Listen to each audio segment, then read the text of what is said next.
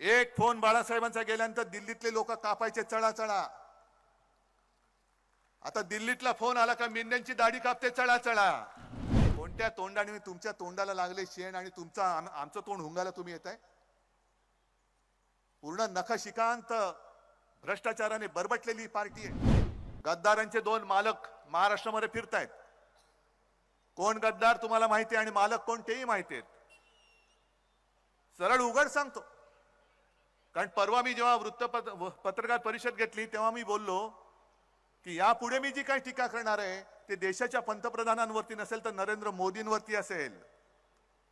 कारण देशाच्या पंतप्रधानांचा मी कधी अपमान करणार नाही, करू शकत नाही, करू इच्छित नाही. पण निवडणुकीमध्ये जर का ते येऊन एक तर तुमचा संबंध काय महाराष्ट्राशी, महाराष्ट्राच्या बाहेरचे आहात तुम्ही, आणि महाराष्ट्रामध्ये येऊन जी शिवसेना प्रमुखांनी भूमिपुत्रांच्या न्याय हक्कासाठी स्थापन केली, तिला जन्म दिला, त्या शिवसेनेला तुम्ही नकली म्हणता. अरे नकली शिवसेना म्हणाले ती काय तुमची डिग्री आहे की काय? ही काय तुमची डिग्री आहे? ही नकली आहे पण आहे. मग त्यांचे दुसरे पार्टनर आले, खंडेडीखोर पक्षाचे दुसरे नेते अमित शहा, ते बोलून गेले शिवसेना नकली आहे. बोला तुम्ही, पण मी तुम्हाला जे भारतीय जनता पक्षाला म्हणतोय की हा भाडखाऊ जनता पक्ष आहे. भाडखाऊ आहे, भेकड आहे, भ्रष्ट आहे. नाही नुसतं मी काहीतरी बोलायचं म्हणून भची बाराखडी नाही बोलत आहे. मी भेकड एवढ्यासाठी म्हणतोय की ज्या पद्धतीने त्यांनी आपले गद्दार फोडले, ईडी, इन्कम टॅक्स, सीबीआयचं बंदूक लावली त्यांच्या डोक्यावरती आणि घेऊन गेले. या इथूनच पालघर बंदच गेले ना ते सुरतेला. म्हणूनच मी पालघर मध्ये आलोय. बघू याच्या पुढे कोण गद्दार जाऊ शकतो गुजरातला, तेच बघायला आलेलो आहे. तुम्ही बंदूक लावून तर घेऊन गेलात, तुमच्यामध्ये ताकद नाहीये. आज माझ्याकडे तुम्ही माझा पक्ष चोरलायत, माझं चिन्ह पळून नेलेलं आहात. अरे कशाला माझे वडील तुम्ही चोरण्याचा प्रयत्न करताय? एवढे तुम्ही काय बोलायचं त्यांना बोलू द्या, सोडून द्या त्यांना. पण तरी देखील हजारो माणसं माझ्यासोबत आली, कशासाठी आलेली आहेत, काय येऊ शकतात ही? आजपर्यंत भगवा झेंडा फडकत होता डौलाने, त्याच्या बरोबरीने कम्युनिस्टांचा लाल झेंडा फडकतोय, इकडे काँग्रेसचा झेंडा फडकतोय. आणखीन तिकडे माझे काही मित्र आहेत, त्यांचे झेंडे फडकतायत. तुम्ही शिवसेना संपवायला निघालात, उद्धव ठाकरेला संपवायला निघालात. ही यांची वृत्ती आहे. जो यांना देईल साथ त्यांचा करणारे घात, ही यांची स्लोगन आहे. गेल्या 19च्या निवडणुकीमध्ये ढवळे साहेब आपण म्हणालात की या पालघरनी चमत्कार केला, पण तेव्हा आम्ही एक चूक केली होती. आम्ही मोदी पंतप्रधान व्हावे म्हणून याच पालघरमध्ये येऊन प्रचार केला होता.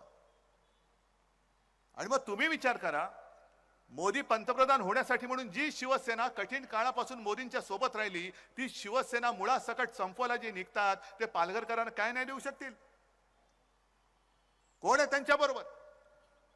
भले आमची तुम्ही नकली सेना म्हणून जी चेष्टा टिंगल टवळी करताय, पण अमित शहाजी तुमच्या गाडीमध्ये अस्सल भाजपाचे लोक किती राहिलेत बघा. का सगळ्यात तुमच्या स्टेपने आतमध्ये बसलेले आहेत? म्हणून मी यांना भाडखाऊ म्हणतो, कारण त्यांच्या स्वतःचं कोणीच नाहीये. सगळे याला फोड, त्याला फोड, त्याला फोड. आता आमदार भुसारा सांगत होते आपण आपलं महाविकास आघाडीचं सरकार असताना काय काय कामं केली, आणि मला ते सांगत होते की उद्धवजी बोलायला लागलो तर तासभर पुन्हा आणखीन बरंच बोलता येईल, एवढी कामं आपण केली होती. मग एकदा माझं काय मत आहे की निवडणुकीमध्ये एकमेकावरती दोष आरोप करण्यापेक्षा अशी एक निवडणूक करा. माझी तयारी आहे, इकडेच व्यासपीठ लावू. मोदीजी तुम्ही या, मी महाराष्ट्राचा माजी का होईना पण मुख्यमंत्री म्हणून येतो. मी 2.5 वर्षात काय केलं हे मी सांगतो, तुम्ही 10 वर्षात काय केलं हे तुम्ही सांगा.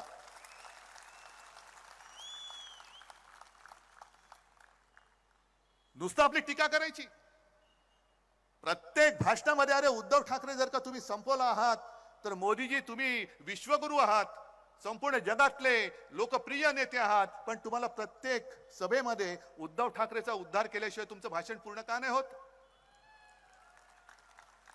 अमित शहा तुम्ही देशाचे गृहमंत्री आहात, आता होतात म्हणायला पाहिजे, कारण आता त्यांचं संपलं काम. तुम्ही तिकडे चीनला उत्तर द्यायला पाहिजे. जो चीन अरुणाचल मध्ये घुसतोय, लेह लडाख मध्ये घुसतोय, इकडे त्या तिकडे शेपट्या घालतात. चीन घुसला तरी चालेल, पण उद्धव ठाकरे संपला पाहिजे. संपवा. माझं आव्हान आहे उद्धव ठाकरेला संपवून दाखवा. हे सगळे उद्धव ठाकरेचे प्रेमी माझ्या समोर बसलेले आहेत, महाराष्ट्रभर पसरलेले आहेत. तुम्हाला आम्ही निवडून दिलं होतं ते चीन, पाकिस्तान वगैरे वगैरे जे देशाचे शत्रू आहेत त्यांना संपवण्यासाठी दिलं होतं. पण देशाचे शत्रू मोकाट आहेत, त्यांच्याकडे बघायला सुद्धा तुमची काय हवा टाईट होते, घाबरता. पण इकडे फणा काढून बसता आणि तिकडे शेपट्या घालून फिरता. हा तुमचा भाडखाऊ जनता पक्ष नाही तर तो दुसरा कोणता जनता पक्ष आहे? ना खाऊंगा ना खाणे दूंगा. ढवळे साहेब आपण बोललात ते बरोबर आहे. आणि मला खरंच बरं काय वाटतंय की ग्रामीण भागात कुठेही जा, प्रत्येक जणाला विचारलं की तुम्ही मत कोणाला देणार, ते सांगतात या वेळेला काही हो भाजपला आम्ही मत देणार नाही, मोदींना तर अजिबात देणार नाही. आणि महत्वाचा मुद्दा जो प्रचारातला आहे, प्रचारातला म्हणण्यापेक्षा लोकांच्या मनातला आहे, तो प्रश्न मी तुम्हाला विचारतो. तुम्हाला देशात सरकार पाहिजे ना, हो की नाही? मग तुम्हाला मोदी सरकार पाहिजे की भारत सरकार पाहिजे? पण ते तर जाहिरात करतात मोदी सरकार. ते त्यांना तुम्हाला सिद्ध करून दाखवावं लागेल. म्हणजे जो आपल्या देशाच्या सरकारला स्वतःचं नाव लावतो तो उद्या माझ्या देशाचं नाव बदललं तर काय करू शकाल तुम्ही? हा भारत माझा देश आहे, भारत माता माझी माता आहे. मोदीजी तुमचं नाव तुमच्या दाराच्या पाठीवर लावा, माझ्या देशाच्या पाठीवरती तुम्हाला लावता येणार नाही. काय तुम्ही आता उद्या पंतप्रधान पदावर उतरल्यानंतर कदाचित तुम्ही झोडी अडकून जाल कुठे गुहेत, तर गुहेच्या बाहेर लावा, नाही तर गुजरातात परत गेल्यानंतर तुमच्या दाराच्या बाहेर मोदीचं नाव लावा. पण माझ्या देशाच्या सरकारवरती मोदी नाव पुन्हा लावता कामा नये, येता कामा नये. अरे 140 कोटीचा हा देश, एक माणूस सगळ्यांना गुलाम बनवू शकतो. एक माणूस जणू काही स्वर्गातून अवतरलेला आहे आणि तुम्ही माझे गुलाम आहात, अशा पद्धतीने राजवट तो चालू शकतो. आणि आम्ही काय नेबलाटासारखे पुन्हा एकदा पुन्हा एकदा पुन्हा एकदा आपकी बार बार बार, काय नाही आपकी बार भाजपात तडीपार तडीपार करून टाकाय ना. घराणेशाहीवरनं ते आमच्यावरती आरोप करतात. अरे मी तर नेहमी सांगतो की मला अभिमान आहे माझ्या आई वडिलांचा, मला अभिमान आहे आणि मी तयार आहे. जसं मोदींना मी सांगतो एका व्यासपीठावरती येऊन तुम्ही तुमच्या 10 वर्षाचा हिशोब मांडा, मी माझ्या 2.5 वर्षाचा मांडतो आणि लोकांवरती सोडा. मग ईव्हीएम मध्ये खेळ नाही करायचा, ईडी, इन्कम टॅक्स, सीबीआय नाही लावायचं. लोकांना निर्णय घेऊ द्या, माझी तयारी आहे. एक तर लोक तुम्हाला घरी पाठवतील, नाहीतर लोक मला घरी पाठवतील. मला मंजूर आहे, जनतेचा फैसला मला मंजूर आहे. पण सगळीकडनं जणू काही हे ईडी, इन्कम टॅक्स, सीबीआय वाले यांचे घरगडी आहेत. अशा पद्धतीने आपल्या कार्यकर्त्यांच्या मागे लावायचे. अहो साधा तो अमोल कीर्तीकर तुम्ही येऊन बघा, चांगला तरुण पोरगा आज उभा राहिलेला आहे, तिकडनं निवडून येतो. जशी भारतीताई येते ना तसं अमोल कीर्तीकर तिकडनं निवडून येतोय. पण अमोल कीर्तीकरचं नाव जाहीर झालं लगेच ईडी वाले मागे. काय दुसरं काम धंदा नाही, उद्योग नाही, लगेच अमोल कीर्तीकरला बोलवलं तिकडे ईडीच्या चौकशीसाठी. कशाला? तर कोरोना काळामध्ये यांनी खिचडी घोटाळा केला. कसला खिचडी घोटाळा? अहो तुम्ही एवढे जे खाऊन बसलेला आहात निवडणूक रोख्यांचे 8,000 कोटी, हे तर काहीच नाहीये. त्याच काळामध्ये जो पीएम केअर फंड म्हणून गोळा केला होता, लाखो कोटी रुपये त्याच्यामध्ये गोळा झाले, लाखो कोटी रुपये. कोण बोलतंय त्याच्यावर? एक साधा माझा कार्यकर्ता, त्याच्यावर तुम्ही खोटे आरोप लावता. खिचडी घोटाळा केला म्हणून तिकडे एकाला तो तुरुंगात टाकला. त्याचा ज्या कंपनीचा मालक आहे तो मिंदेकडे गेलाय, तो मोकाट आहे. पण त्याच्याकडे काम करणारी जी लोक आहेत त्यांना तुम्ही ईडी आणि सीडी, ईडी बीडी सगळं काय त्याच्या मागे लावताय. ही तुमची लोकशाही आहे. पण पीएम केअर फंडाचा जो घोटाळा आहे त्याची चौकशी नाही करायची, त्याच्यावरती प्रश्न नाही विचारायचा. पीएम केअर फंड हा खाजगी फंड आहे. कोणाचा खाजगी? मग पीएमचा अर्थ काय? तुम्ही हास्य जत्रा बघत असाल ना, पाहता की नाही? का बघत नाही की हो की नाही? त्याच्यामध्ये ते काय बघा, प्रभाकर मोरे आहे ना. मग पीएमचा अर्थ काय? प्रभाकर मोरे फंड आहे. पीएमचा अर्थ काय? पीएम केअर फंडाचा अर्थ काय? मग प्राईम मिनिस्टर त्याचा जर का अर्थ नसेल तर तो खाजगी फंड कोणाचा आहे आणि उद्या मोदी खाली उतरल्यानंतर तो फंड कोणाच्या ताब्यात जाणार आहे याचं उत्तर आम्हाला त्यांनी द्यायला पाहिजे. पण एका बाजूला भरपूर घोटाळे करायचे. बरं, घोटाळे केल्यानंतर अमित शहा तुम्हाला जर का वाटत असेल की तुम्ही म्हणाल ती पूर्व दिशा, नाही, अजिबात नाही. तुमचे जे काही चोचले चाललेले आहेत, भ्रष्टाचारी ते तुका मेळ व्हावा, म्हणजे कोणी किती भ्रष्टाचार केलेला आहे. मी मागे पण सभेत सांगितलं की किती कोटीचा घोटाळा केला, किती पैसे खाल्ले. 5 कोटी हाकलून द्यायला. किती केले? 50 कोटी. थोडा बाजूला ठेवा, आपल्याला काहीतरी गद्दार विकत घ्यायला येतील. 50 खोके आहेत ना, बाजूला घ्या. मग 500 कोटी, अरे याला घ्या. 70,000 कोटी, अरे ये तुला उपमुख्यमंत्री करतो. म्हणजे ज्याचा घोटाळा मोठा तेवढा यांच्याकडे मान मोठा. कोणत्या तोंडाने तुमच्या तोंडाला लागले शेण आणि आमचं तोंड हुंगाला तुम्ही येत आहे? पूर्ण नखशिकांत भ्रष्टाचाराने बरबटलेली पार्टी आहे.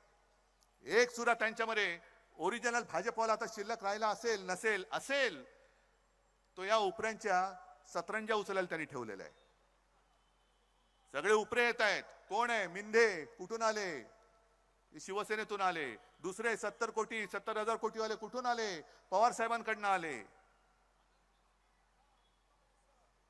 एक गोष्ट तुम्हाला आता नक्की कळली पाहिजे की जी भाजपच्या लक्षात आलेली आहे. जसं काही वर्षांपूर्वी अचानक आपले मोदीजी संध्याकाळी 8 वाजता टीव्हीवरती आले होते आणि त्यांनी घोषणा काय केली होती? आज रात्री 12 पासून सगळ्या ज्या नोटा आहेत त्या नुसत्या कागदाच्या तुकडे असतील, त्यांना काडीची किंमत राहणार नाही, मी नोटबंदी जाहीर करतो आहे.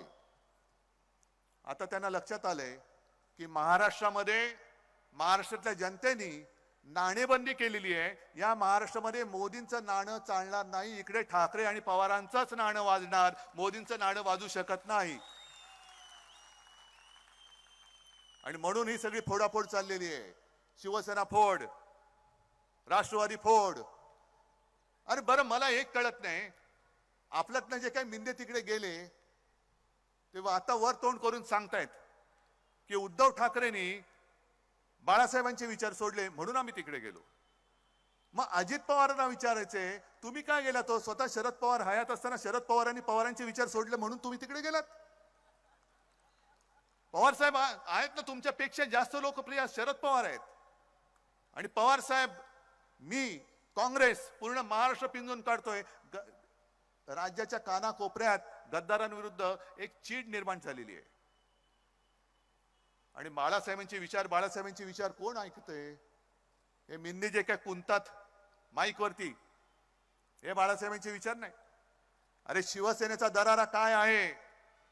एक फोन बाळासाहेबांचा गेल्यानंतर दिल्लीतले लोक कापायचे चळा. आता दिल्लीतला फोन आला का मिंद्यांची दाढी कापते चळा.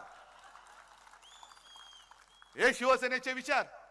अरे संपून टाकलं तुम्हाला कळलंच नाही. कधी तुमच्या पायाखालची बुडाखालची सतरंजी त्यांनी काढून घेतली. अजून पालघरचा उमेदवार जाहीर करू शकत नाहीयेत. मिंदे स्वतःच्या मुलाची उमेदवारी जाहीर करू शकत नाहीयेत. मी तर 21 उमेदवार जाहीर करून टाकले, लागले सुद्धा कामाला. राजकारणातील प्रत्येक अचूक बातमीचे सर्वात आधी अपडेट्स मिळवण्यासाठी सरकारनामाच्या सर्व सोशल मीडिया प्लॅटफॉर्मला लाईक, फॉलो आणि सबस्क्राईब करा. तसंच सर्व नोटिफिकेशनसाठी बेल आयकॉन प्रेस करायला विसरू नका.